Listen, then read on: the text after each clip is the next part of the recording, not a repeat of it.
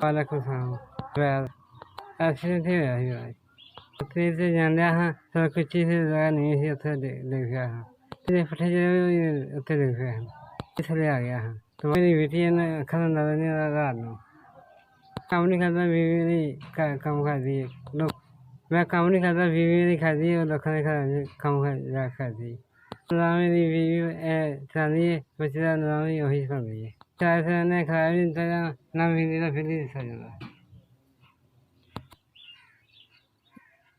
6 ਸਾਲ ਹੋ ਗਏ ਉਦੋਂ ਸੱਟ ਲੱਗੀ ਸੀ ਉਦੋਂ ਦਾ ਮੈਂ ਕੰਮ ਨਹੀਂ ਕਰਦਾ ਵਧਾਈਆਂ ਗੋਡਿਆਂ ਸੱਟਾਂ ਲੱਗੀਆਂ ਗੋਡੇ ਵੀ ਖਰਾਬ ਨੇ ਅਤੇ ਵੱਧ ਵੀ ਖਰਾਬ ਨੇ ਕੋਲ ਕੋਈ ਦਿਹਾੜੀ ਨਫਾ ਨਹੀਂ ਹੁੰਦਾ ਮੈਂ ਬਿਲਕੁਲ ਬੇਕਾਰ ਹੈ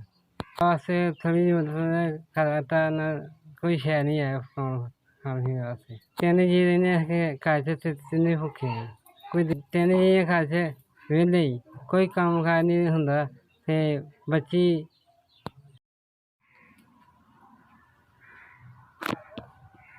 ਨੂੰ ਫਾਇਦਾ ਸੀ ਹੋ ਗਿਆ ਖੁਸ਼ ਰੱਖੀ ਬਾਤ ਤੁਹਾਡੀ ਵੀ ਹੈ ਤੁਹਾਡੇ ਬੱਚੇ ਵੀ ਹੈ ਪਾਪਾ ਦਾ ਐਕਸੀਡੈਂਟ ਹੋਇਆ ਮੇਰੇ ਪਾਪਾ ਕੋਲ ਸਹੀ ਬੋਲਿਆ ਨਹੀਂ ਜਾਂਦਾ ਨਾਲੇ ਮੈਨੂੰ ਰਾਤ ਨੂੰ ਨਜ਼ਰ ਵੀ ਨਹੀਂ ਆਉਂਦਾ ਤੁਹਾਡੇ ਵੱਲੋਂ 5000 ਰੁਪਇਆ ਮਿਲਿਆ ਅੱਲਾ ਤੁਹਾਨੂੰ ਸਿਹਤ ਖੁੱਲੀ ਅਤਾ ਕਰੇ ਭਾਈ ਜੀ 5000 ਤੁਸੀਂ ਜਿੱਦਾਂ ਵੀ ਭੇਜਿਆ ਸਾਨੂੰ ਮਿਲ ਗਿਆ ਜਿੱਥੋਂ ਵੀ ਭੇਜਿਆ ਅੱਲਾ ਤੁਹਾਡੇ ਬੱਚਿਆਂ ਦੀ ਖੈਰ ਕਰੇ ਤਾਂ ਫਜ਼ਲ ਕਰੇ ਤੁਹਾਨੂੰ ਵੀ ਅੱਲਾ ਤੁਹਾਨੂੰ ਤੰਦਰੁਸਤੀ ਦੇ ਬਰਕਤ ਪਾਏ ਤੁਹਾਡੇ ਕੋਈ ਪੈਸੇ ਸਾਨੂੰ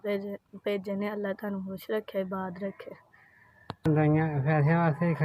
ਚੀਜ਼ਾਂ ਵੀ ਲਿਆਉਂਦਾ ਦਵਾਈਆਂ ਵੀ ਲਿਆਉਂਦਾ ਅਤੇ ਖਾਣ ਪੀਣ ਵਾਸਤੇ ਸਮਾਨ ਲਿਆਉਂਦਾ ਅਤੇ ਮੈਂ ਹੱਜੀ ਦੀ ਖੈਰ ਕਰਾਵੇ ਤਾਂ ਮੈਂ ਹੱਜ ਦਾ ਤੁਹਾਡੀ ਵੀ ਬੱਚਿਆਂ ਦੀ ਖੈਰ ਕਰੇ